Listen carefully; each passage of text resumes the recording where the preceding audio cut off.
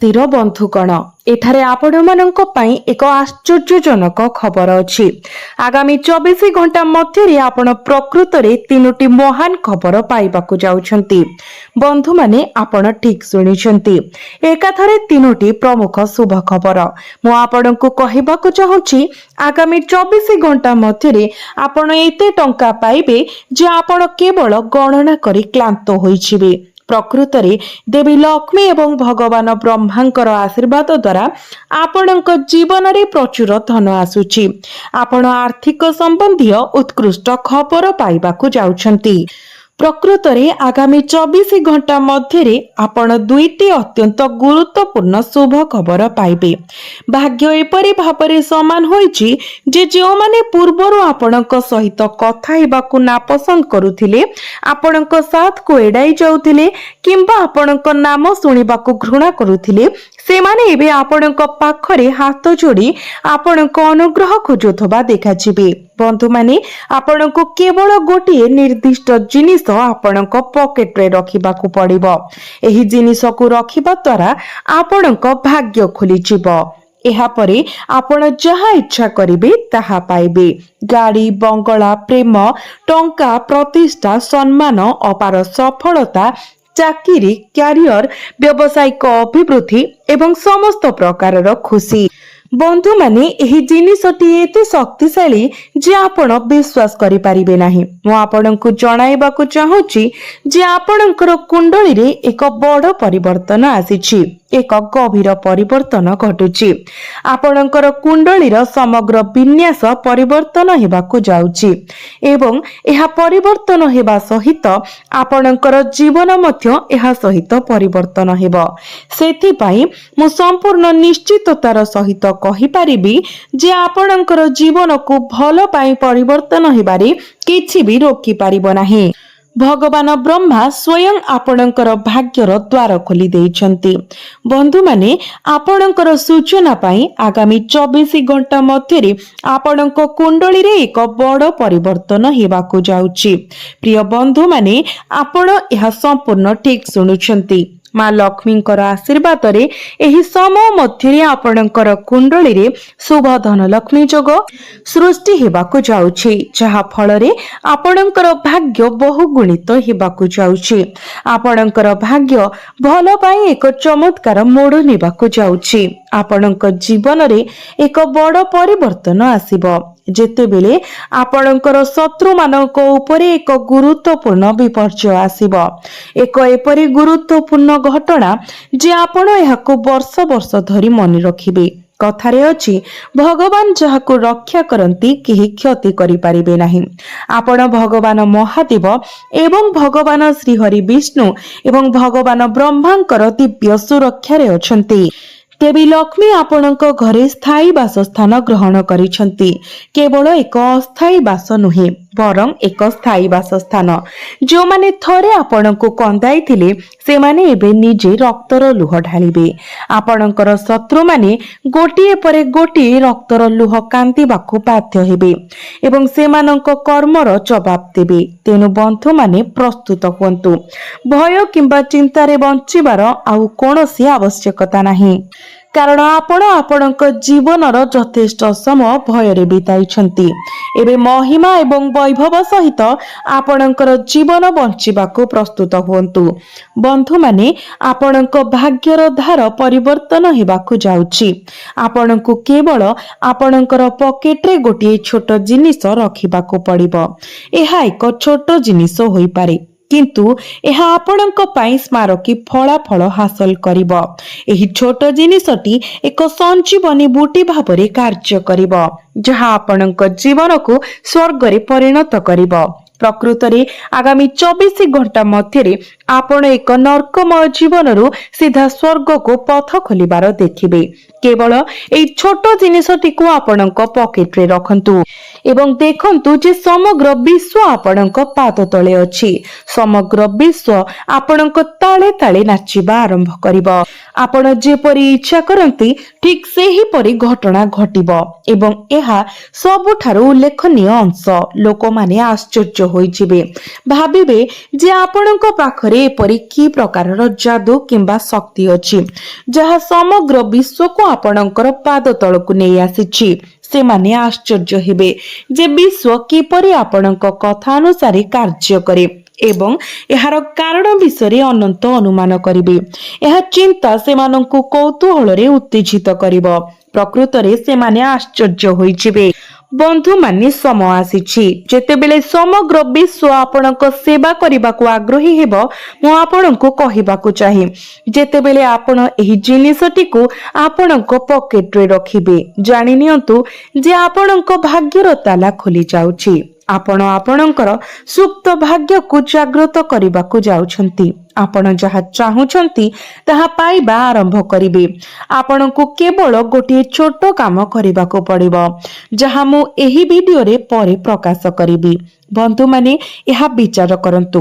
ଯେଉଁ ଜିନିଷ ପାଇଁ ଆପଣ ଆଗ୍ରହୀ ଥିଲେ ଏବଂ ହାସଲ କରିବା ପାଇଁ ଏତେ କଠିନ ପରିଶ୍ରମ କରିଥିଲେ କିନ୍ତୁ କେବେ ବି ସମ୍ପୂର୍ଣ୍ଣ ଭାବରେ ବୁଝିପାରିଲେ ନାହିଁ, ତାହା ଏବେ ପହଞ୍ଚି ପାରୁଛି।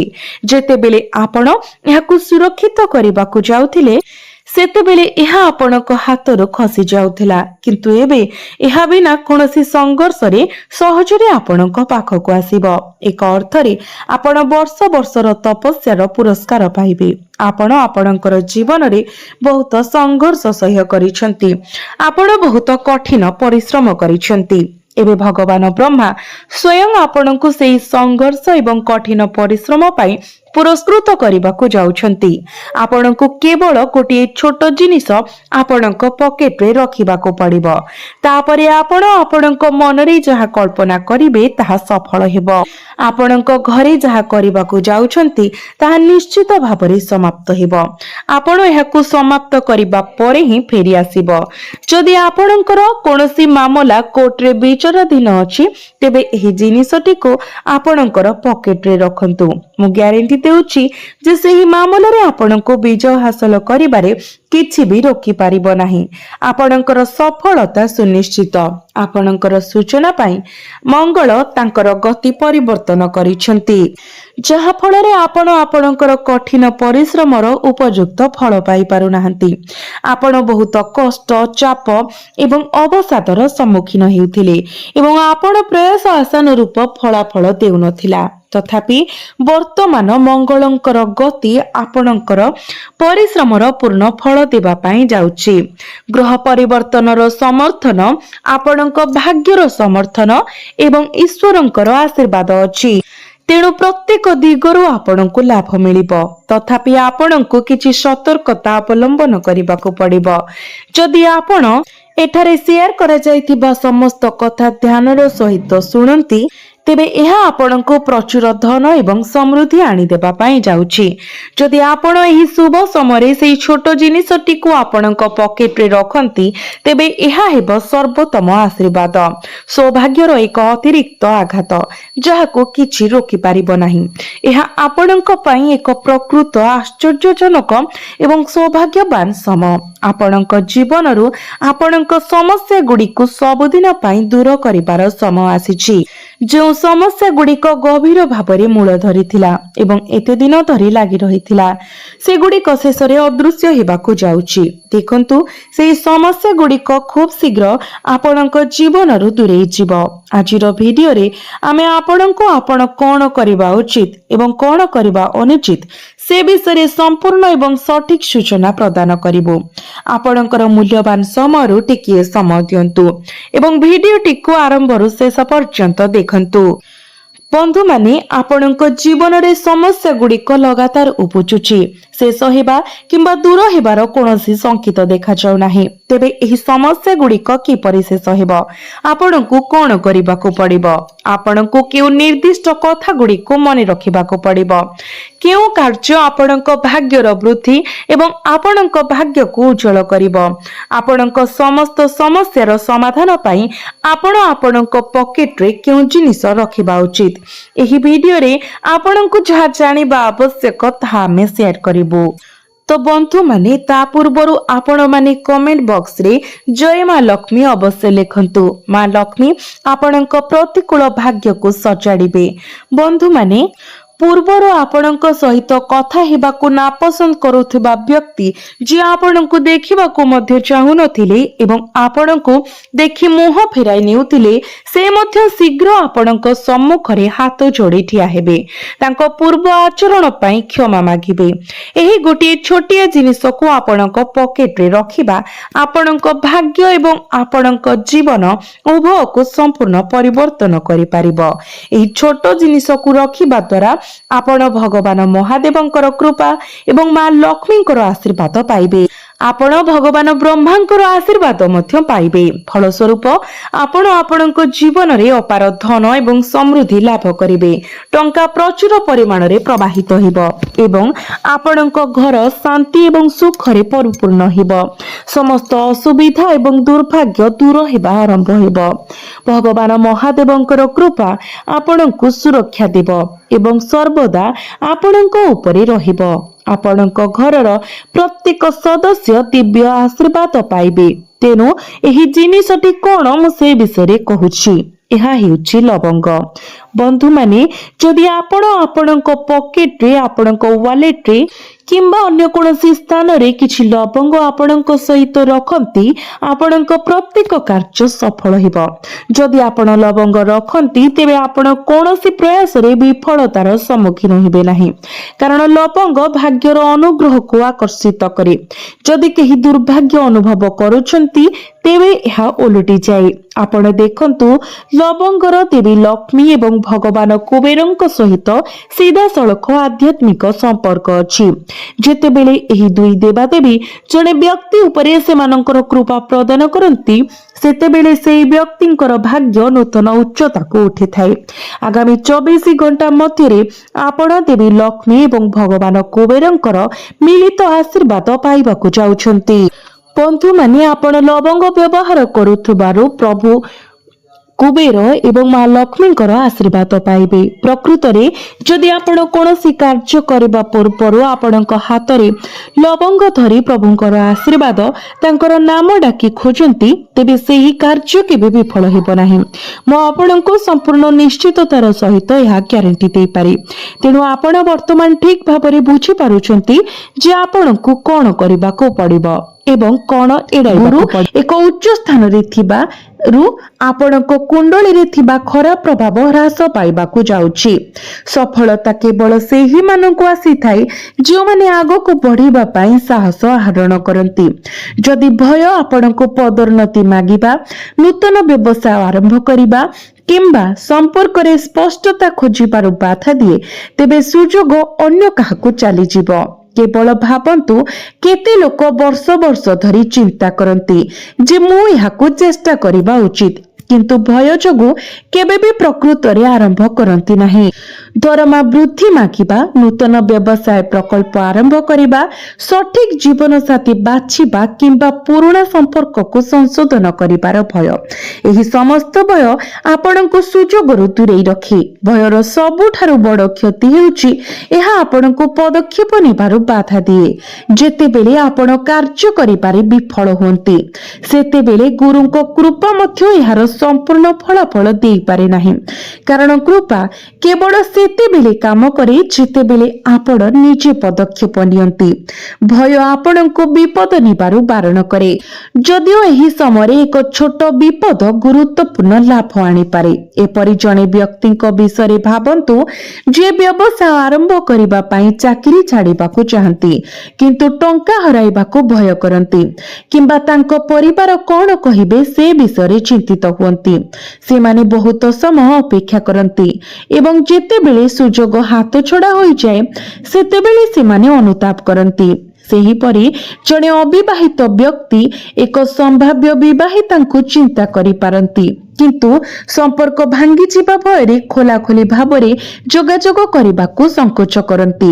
ଫଳସ୍ୱରୂପ ଏକ ଭଲ ବିବାହିତା ହୋଇଯାଏ। ତଥାପି ଯଦି ଆପଣ ଭୟକୁ ପରିତ୍ୟାଗ କରନ୍ତି ତେବେ ଆପଣ ଜୁନ ଶେଷ ଏବଂ ଜୁଲାଇ ମାସ ସାରା ଚମତ୍କାର ଫଳାଫଳ ଦେଖିପାରିବେ। ଯେଉଁମାନେ ପ୍ରୟାସ କରନ୍ତି ସେମାନେ କେବେ ବି ପ୍ରକୃତରେ ହାରନ୍ତି ନାହିଁ। ସେମାନଙ୍କ ପାଇଁ ସଫଳତା ଅନିବାର୍ଯ୍ୟ। ଏହି ସମୟ ମଧ୍ୟରେ ଏହା ବିଶେଷ ଭାବରେ ସତ୍ୟ ପ୍ରମାଣିତ ହେବ। ବନ୍ଧୁମାନେ, ଥରେ ଆପଣ ଅତୀତର ବୋଝକୁ ତ୍ୟାଗ କରନ୍ତି, ଖରାପ ସାଥୀରୁ ନିଜକୁ ଦୂରେଇ ରଖନ୍ତି ଏବଂ ଭୟକୁ ସାହସରେ ପରିବର୍ତ୍ତନ କରନ୍ତି, ତେବେ ଆପଣ ଆପଣଙ୍କ ଜୀବନର ପ୍ରତ୍ୟେକ ଦିଗ ଉପରେ ଗଭୀର ସକାରାତ୍ମକ ପ୍ରଭାବ ଦେଖିବେ। ଆସନ୍ତୁ ପ୍ରଥମେ ଆପଣଙ୍କ କ୍ୟାରିୟର ଏବଂ ଚାକିରି ବିଷୟରେ ଆଲୋଚନା କରିବା। ଗୁରୁଙ୍କର କୃପା ଯୋଗୁଁ ଆପଣଙ୍କର ଅତିରିକ୍ତ ଦାୟିତ୍ୱ କିମ୍ବା ସରକାରୀ କାର୍ଯ୍ୟରେ ସଫଳତା ପାଇବାର ସମ୍ଭାବନା ବୃଦ୍ଧି ପାଉଛି। ଚାକିରି କରିଥିବା ବ୍ୟକ୍ତିମାନଙ୍କ ପାଇଁ ଏହା ଏକ ଅନୁକୂଳ ସମୟ। ଅନେକ ସକାରାତ୍ମକ ବିକାଶ ଘଟିପାରେ, ଯେପରିକି ପଦୋନ୍ନତି କିମ୍ବା ଭଲ ପୋଷ୍ଟିଂର ଖବର। ବ୍ୟବସାୟ ମାଲିକମାନଙ୍କ ପାଇଁ ବିସ୍ତାର ପାଇଁ ପରିସ୍ଥିତି ପରିପୂର୍ଣ୍ଣ। ଆପଣ ନୂତନ ଚୁକ୍ତିନାମା କିମ୍ବା ଗ୍ରାହକମାନଙ୍କୁ ସୁରକ୍ଷିତ କରିପାରନ୍ତି। ଦୀର୍ଘ ସମୟ ଧରି ଅଟକି ରହିଥିବା ଦେୟ ପୁନରୁଦ୍ଧାର କରିପାରିବେ କିମ୍ବା ନୂତନ ଚିନ୍ତାଧାରାକୁ ସଫଳ ଦେଖିପାରିବେ। କମ୍ପ୍ୟୁଟିଂ, ମିଡିଆ, ଲେଖା, ଅନଲାଇନ କାର୍ଯ୍ୟ ଏହିଭଳି କ୍ଷେତ୍ରରେ ଜଡ଼ିତ ଲୋକମାନେ ନୂତନ ସୁଯୋଗ ପାଇପାରନ୍ତି। ଯେତେବେଳେ ସୂର୍ଯ୍ୟ ମିଥୁନ ରାଶିରେ ପ୍ରବେଶ କରିସାରିଛନ୍ତି ତ ଆପଣଙ୍କ ପାଇଁ ଏହା ଶୁଭ ଫଳ ଦେବା ପାଇଁ ଯାଉଛି। ଯେକୌଣସି ପ୍ରମୁଖ ଡକ୍ୟୁମେଣ୍ଟ କିମ୍ବା ଚୁକ୍ତିନାମାକୁ ସ୍ୱାକ୍ଷର କରିବା ପୂର୍ବରୁ 2 ଥର ପଢ଼ନ୍ତୁ। ଯଦି ଆପଣ ଅତୀତ ବିଷୟରେ ଚିନ୍ତା ଛାଡ଼ି ଦିଅନ୍ତି, ନକାରାତ୍ମକ ସାହାଯ୍ୟକୁ ଏଡ଼ାନ୍ତି ଏବଂ ଭୟକୁ ସାହସରେ ପରିବର୍ତ୍ତନ କରନ୍ତି, ତେବେ ଆପଣ ଆପଣଙ୍କ କ୍ୟାରିୟରରେ ଉଲ୍ଲେଖନୀୟ ସଫଳତା ପାଇପାରିବେ। ବନ୍ଧୁମାନେ, ଆସନ୍ତୁ ଏବେ ଆଲୋଚନା କରିବା ଯେ ଆପଣ ଏହି 3ଟି ଜିନିଷକୁ ଛାଡ଼ିବା ପାଇଁ କଣ କରିପାରିବେ। ଏକ ସରଳ ଏବଂ ବ୍ୟବହାରିକ ଉପାୟରେ ଅତୀତର ଭାରକୁ ଢାଳିବା ପାଇଁ ଏକ ଡାଏରୀ ରଖନ୍ତୁ। ସେହି ଭାରି ଦୀର୍ଘସ୍ଥାୟୀ ଚିନ୍ତାଧାରା, କ୍ରୋଧ, ଦୁଃଖ, ଭୁଲ ଏବଂ ବିଫଳତା ଲେଖନ୍ତୁ, ଯାହା ଆପଣଙ୍କର ମନରେ ଖେଳୁଛି। ଥରେ ଲେଖାଗଲା ପରେ ପ୍ରତୀକାତ୍ମକ ଭାବରେ ପୃଷ୍ଠାଟିକୁ ବନ୍ଦ କରନ୍ତୁ କିମ୍ବା ସୁରକ୍ଷିତ ଭାବରେ ଏହାକୁ ପୋଡ଼ି ଦିଅନ୍ତୁ। ପ୍ରତ୍ୟେକ ଦିନ ସକାଳେ ନିଜକୁ 5 ମିନିଟ ସମୟ ଦେଇ କୁହନ୍ତୁ, ମୁଁ ଆଗକୁ ବଢୁଛି। ଅତୀତ ମୋତେ ପଛରେ ପକାଇବ ନାହିଁ। ଯେତେବେଳେ ବି ଅତୀତର ସ୍ମୃତି ସାମ୍ନାକୁ ଆସେ ତୁରନ୍ତ ଏକ ଗଠନମୂଳକ କାର୍ଯ୍ୟକଳାପରେ ନିୟୋଜିତ ହୁଅନ୍ତୁ। ବ୍ୟାୟାମ କରନ୍ତୁ, ମନ୍ତ୍ର ଜପ କରନ୍ତୁ କିମ୍ବା ଜଣେ ସକାରାତ୍ମକ ବ୍ୟକ୍ତିଙ୍କ ସହ କଥା ହୁଅନ୍ତୁ। ଖରାପ ସାଥୀରୁ ବଞ୍ଚିବା ପାଇଁ ଆପଣଙ୍କ ଚାରିପାଖରେ ଥିବା ଲୋକଙ୍କର ଏକ ତାଲିକା ପ୍ରସ୍ତୁତ କରନ୍ତୁ। କିଏ ଆପଣଙ୍କୁ ସକାରାତ୍ମକ ଅନୁଭବ କରାଏ ଏବଂ କିଏ ଆପଣଙ୍କୁ ନକାରାତ୍ମକ ଅନୁଭବ କରାଏ ତାହା ଚିହ୍ନଟ କରନ୍ତୁ। ନକାରାତ୍ମକ ଶକ୍ତି ବିକିରଣ କରୁଥିବା ଲୋକଙ୍କ ସହିତ କମ୍ ସମୟ ବିତାନ୍ତୁ। ଆବଶ୍ୟକ ହେଲେ ବାହାନା କରନ୍ତୁ। ଆପଣଙ୍କୁ ଉତ୍ସାହିତ କରୁଥିବା ଲୋକଙ୍କ ସହିତ ଅଧିକ ସମୟ ବିତାନ୍ତୁ, ଯେଉଁମାନେ ଆପଣଙ୍କୁ କୁହନ୍ତି ଆପଣ ଏହା କରିପାରିବେ। କାମରେ ମଧ୍ୟ ଏକ ସକାରାତ୍ମକ ଗୋଷ୍ଠୀ ସହିତ ମିଶିଯାଆନ୍ତୁ। ଭୟକୁ ଦୂର କରିବା ପାଇଁ ଛୋଟ ପଦକ୍ଷେପ ନିଅନ୍ତୁ। ଟିକେ ସାହସ ସଂଗ୍ରହ କରନ୍ତୁ। ହୁଏତ ଆପଣଙ୍କ ବସ୍ଙ୍କ ସହିତ ପଦୋନ୍ନତି ବିଷୟରେ କଥା ହୋଇ, କ୍ଲାଏଣ୍ଟକୁ ଡାକି କିମ୍ବା ଆପଣଙ୍କ ସାଥୀଙ୍କ ସହିତ କଥା ହୋଇ ଯେତେବେଳେ ବି ଭୟ ଆସେ ନିଜକୁ ମନେ ପକାଇ ଦିଅନ୍ତୁ, ଏହା ସେହି ମୁହୂର୍ତ୍ତ, ମୋର ଗୁରୁ ମୋ ସହିତ ଅଛନ୍ତି। ଯଦି ମୁଁ ଏବେ ଏହା ଚେଷ୍ଟା ନ କରେ ତେବେ ମୁଁ ପରେ ପଶ୍ଚାତାପ କରିବି। ଅତୀତର ଉଦାହରଣ ଗୁଡ଼ିକୁ ମନେ ପକାନ୍ତୁ, ଯେଉଁଠାରେ ଆପଣ ଛୋଟ ସଫଳତା ମଧ୍ୟ ହାସଲ କରିଥିଲେ। ପ୍ରତ୍ୟେକ ଦିନ ସକାରାତ୍ମକ ଚିନ୍ତାଧାରା ଦୃଢ଼ କରନ୍ତୁ। ମୁଁ ସାହସୀ, ମୁଁ ଆଗକୁ ବଢିବି। ବନ୍ଧୁମାନେ, ଯଦି ଆପଣ ଅତୀତର ବୋଝ, ଖରାପ ସଙ୍ଗ ଏବଂ ଭୟକୁ ଛାଡ଼ି ଦିଅନ୍ତି, ତେବେ ଜୁନ ମାସର ଅବଶିଷ୍ଟ ଦିନ ଗୁଡ଼ିକ ଏବଂ ଜୁଲାଇ ମାସ ଆପଣଙ୍କ ପରିବାରରେ ଶାନ୍ତି ଏବଂ ଖୁସି ସହିତ ଚମତ୍କାର ସଫଳତା, ଶତ୍ରୁମାନଙ୍କର ପରାଜୟ ଏବଂ କ୍ୟାରିୟର ବିଜୟ ଆଣିବ। ଗୁରୁଙ୍କର କୃପା ଏବଂ ଏହି ଶୁଭ ଗ୍ରହ ସଂଯମର ସର୍ବାଧିକ ଉପଯୋଗ କରନ୍ତୁ, କାରଣ ଏପରି ସମୟ ବାରମ୍ବାର ଆସେ ନାହିଁ। ଆଜି ଛୋଟ ଛୋଟ ପରିବର୍ତ୍ତନ କରିବା ଆରମ୍ଭ କରନ୍ତୁ ଏବଂ ଆପଣ ଜୁଲାଇ ସୁଦ୍ଧା ଆପଣଙ୍କ ଜୀବନରେ ଏକ ଉଲ୍ଲେଖନୀୟ ପରିବର୍ତ୍ତନ ଦେଖିବେ। ତ ବନ୍ଧୁମାନେ, ଆପଣମାନେ ଅଧିକ ଶୁଭ ଫଳ ପ୍ରାପ୍ତି କରିବା ପାଇଁ ପ୍ରତ୍ୟେକ ଦିନ ଗୁରୁଙ୍କର ବୀଜ ମନ୍ତ୍ର 108 ଥର ଜପ କରନ୍ତୁ ଏବଂ ଯଦି ପାରିବେ ତ ଆପଣ ପ୍ରତ୍ୟେକ ଦିନ ବିଷ୍ଣୁ ସହସ୍ର ନାମ ପାଠ କରନ୍ତୁ କିମ୍ବା ଆପଣ ମୋବାଇଲରେ ମଧ୍ୟ ଶୁଣିପାରିବେ। ଏପରି କରିବା ଦ୍ୱାରା ଆପଣଙ୍କୁ ଅଧିକ ମାତ୍ରାରେ ଶୁଭ ଫଳ ପ୍ରାପ୍ତି